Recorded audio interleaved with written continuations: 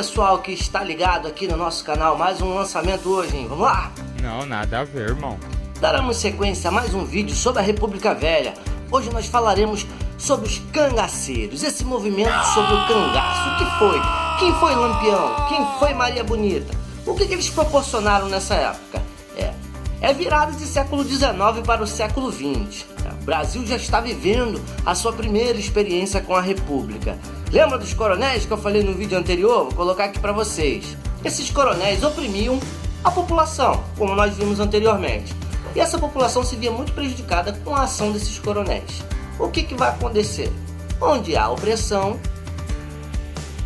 há resistência. Faleceu. E esses cangaceiros, embora haja muitas controvérsias com a atuação deles, eles passavam uma ideia de proteção para a população. Eram eles que encabeçavam todo o movimento que desobedecia os mandos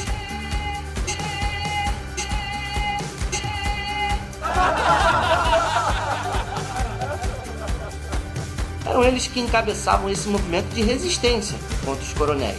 Ou seja, os desmandos dos coronéis eram ordenados e coordenados por esses cangaceiros, que, embora também ofereciam essa ajuda contra os coronéis, agiam também contra a população. Iniciava-se uma espécie de banditismo local, que oferecia uma certa proteção, mas, por outro lado, também castigava a população por certas coisas. Era uma espécie de justiça local, como as milícias do século XXI.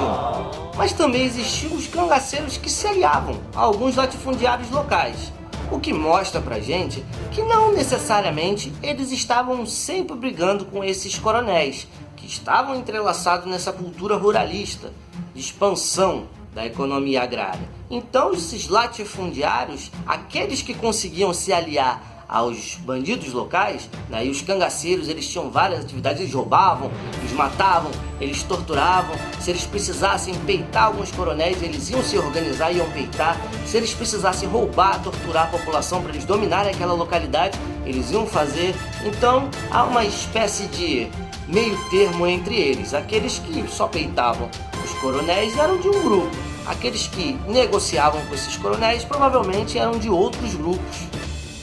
Mas esse costume dos cangaceiros de torturarem, de matar, também era visto do outro lado. A polícia também intimidava os cangaceiros. Pegavam eles e torturavam para que eles condenassem ou eles dedurassem os outros cangaceiros que trabalhavam com esse mesmo grupo. Então era toma lá. As principais histórias do cangaço são contadas pela literatura, e a gente percebe que a partir dos anos 40 o movimento do cangaço teve uma decaída.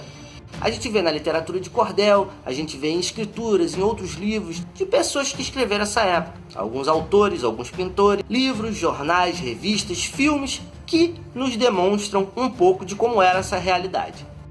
Agora eu vou contar uma história sobre Lampião para vocês. Em 1929, Lampião pesou seu equipamento em uma cidade de Sergipe chamada Capela. Sem armas e com os depósitos de água vazios, deu 29 quilos. Isso também incluía a roupa grossa que eles vestiam para proteger dos espinhos da caatinga. Esse figurino era de grande valia para esses grupos de cangaceiros e para Lampião também, que era um deles. Tanto que ele ficou muito nervoso e acabou matando muitos trabalhadores inocentes quando começaram a abrir estradas no sertão.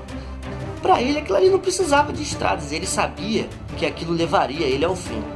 Com isso, ele elaborou alguns truques que davam certo. Por exemplo, os rastros. E uma das formas de escondê-los era a forma com que eles andavam, uma fila indiana, para que os pés e as pegadas seguissem uma mesma linha, uma mesma direção, e depois ficaria mais fácil de apagá-las. O último ia levando uma planta e ia apagando essas pegadas que todos pisavam na mesma direção. Eles também mandavam fazer calçados com a sola na frente e não no final, para dar a entender que eles estavam andando na outra direção contrária a que eles realmente estavam andando.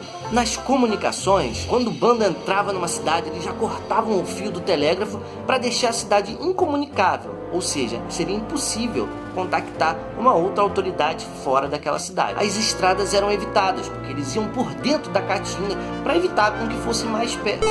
mais facilmente pegos. Quando eles não tinham opção, eles sequestravam as pessoas que eles encontravam no caminho e levavam como refém. Era a maneira com que eles tinham de encontrar um caminho para ir embora, e se desse errado, eles tinham como garantir o refém. Eles tinham uma psicologia na sua ação, que eles cortavam as cabeças dos seus mortos quando eles não conseguiam levar embora. Eles faziam com que a polícia não conseguisse identificar quem eram ou tivessem muita dificuldade. Então a polícia não conseguia avaliar quantos tinham morrido, quantos tinham ficado e quais eram as posições desses que tinham morrido. Quando um cangaceiro morria, o seu nome era passado para outro cangaceiro mais novo. Ou seja, eram apelidos que eram dados para eles, fazia com que eles parecessem imortais, porque os nomes iam passando de pessoas para pessoas, dando a ideia de que o cara nunca morria. Então, eles iam ficando com os nomes e isso dava um reforço a mais à ideia do cangaceiro. E os cachorros, que sempre acompanhavam os cangaceiros, eram como sentinelas. Sempre davam um sinal de quem estava chegando, de quem estava passando, ou de alguma autoridade que eles pudessem estar ouvindo a quilômetros de distância. E eles também tinham um sistema banal de alarme. Eles cercavam os acampamentos com fios e colocavam pequenos sinos. Quando alguém tentava ultrapassar, os sinos tocavam por todas as partes e eles tinham tempo de correr. Mas aí vocês se perguntam, e Maria Bonita? Vamos lá, vamos falar um pouquinho sobre ela. Um ano após conhecer o Lampião, ou seja, Virgulino Ferreira da Silva era o Lampião, na fazenda de seu pai, Maria Bonita, ou seja, Maria Gomes de Oliveira, juntou-se ao bando de Lampião, sendo a primeira mulher a integrar o grupo de cangaceiros. Ela se casou com Lampião, eles ficaram 8 anos juntos, tiveram uma filha e morreram assassinados em 1938. E assim, morreram os dois dos principais líderes que a gente conhece do movimento do cangaço. Bom, pessoal, queria pedir para vocês curtirem o vídeo, se vocês tiverem gostado, comentar, dar aquela sua opinião e não se esqueçam de ativar o sininho ao se inscreverem no canal. Eu espero que vocês se inscrevam. Beleza? Por hoje é só, a gente se fala. Um abração.